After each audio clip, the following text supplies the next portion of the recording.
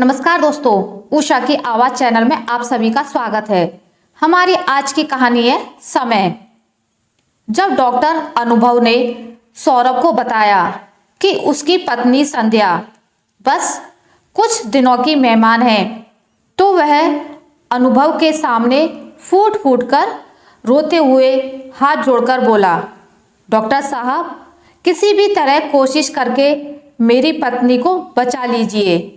मैं उसके बगैर जिंदा नहीं रह पाऊंगा। सौरभ की बात सुनकर अनुभव को उस पर तरस आने की बजाय गुस्सा आ गया था।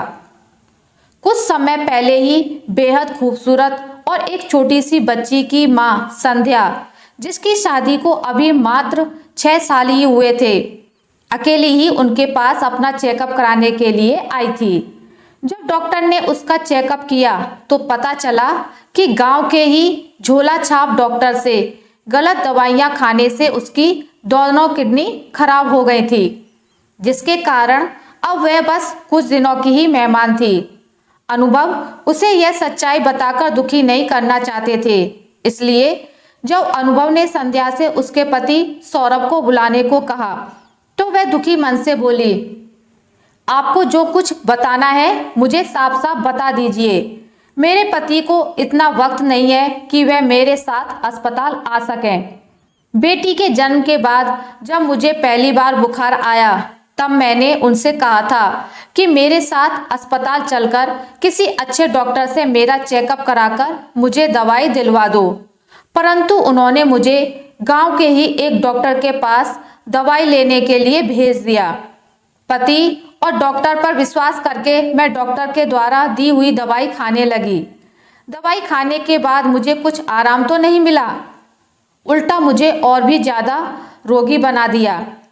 जब मैंने सौरभ से इस बारे में डॉक्टर की शिकायत करते हुए कहा और दिखाने की बात की, तब सौरभ गुस्सा करते हुए बोला, मेरे पास तुम्हारे लिए फालतू वक्त नहीं है। कंपनी में दिन भर काम करने के बाद मेरे पास वक्त कहाँ बचता है जो मैं तुम्हारी फरमाइश पूरी करूं। सुबह से रात तक अपने पति की हर इच्छा पूरी करने वाली संध्या सौरभ की बात सुनकर दुखी हो गई थी। कंपनी से आने के बाद सौरभ के पास दोस्तों के साथ मौज मस्ती करने का समय तो था, परंतु अपनी बीमार पत्नी को दवाई दिलवाने का समय उसके पास नहीं था। पति के व्यवहार से परेशान होकर वह खुद ही पास के अस्पताल में डॉक्टर अनुभव के पास दवाई लेने के लिए चली गई थी। वहां से आने के बाद वह काफी देर तक अपनी बेटी के साथ खेलती रही। फिर खाने का समय होने पर वह रसोई में खाना बनाने चली गई थी। जब उसने फ्रिज में से सब्जी निकालकर उसे काटने के लिए जैसे ही चाकू की तरफ हाथ बढ़ाया तो अचानक से उसे जोर का चक्कर आ गया था और वह बेहोश होकर रसोई में ही गिर पड़ी थी। संयोग से उसी वक्त सौरभ कंपनी से किसी काम के कारण घर वापस आ गया था। जब उसने संध्या को बेहोश देखा तो वह तुरंत उसे गांव के डॉक्टर के पास लेकर गया। डॉक्टर ने संध्या की गंभीर हालत को देखते हुए सौरभ से उसे पास के अस्पताल में ले जाने को कहा, तो सौरभ संध्या को लेकर अस्पताल में उसी डॉक्टर के पास आ गया। जब डॉक्टर ने संध्या की हालत देखकर सौरभ को बता दिया था कि संध्या अब ज्यादा दिन जिंदा नहीं रहेगी, तो सौरभ उनके सामने रोते हुए हाथ जोड़कर उसे ठीक करने की प्रार्थना करने लगा था।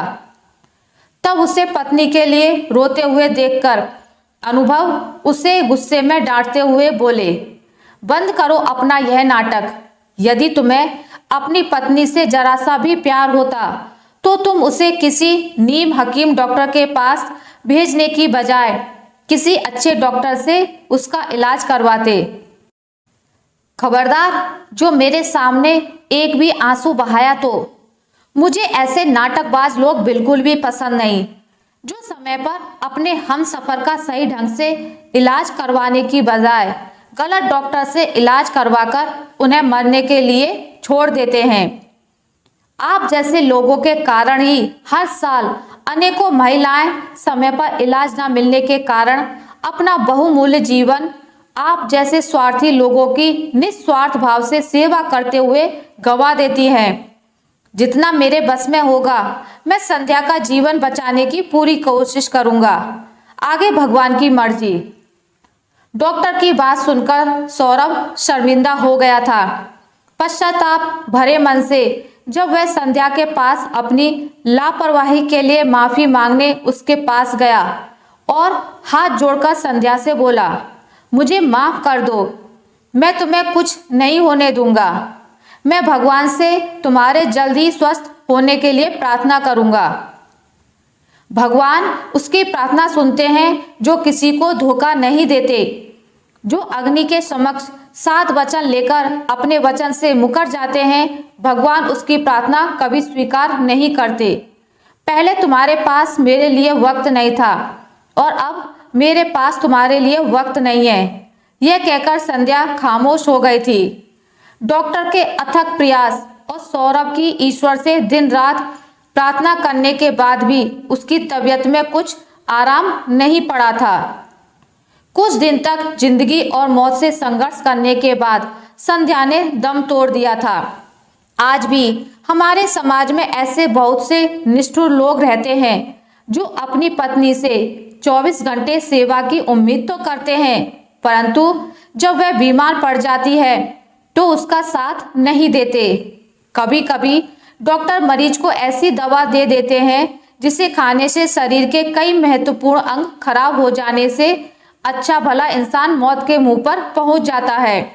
इसलिए बीमार पड़ने पर किसी प्रशिक्षित डॉक्टर से ही दवाई लें और डॉक्टर से कोई भी दवाई लेने से पहले उसके साइड इफेक्ट के बारे में जरूर जांच पड़ताल करें, तभी दवाई लें। अन्यथा गलत दवाई लेना जीवन पर भारी पड़ सकता है।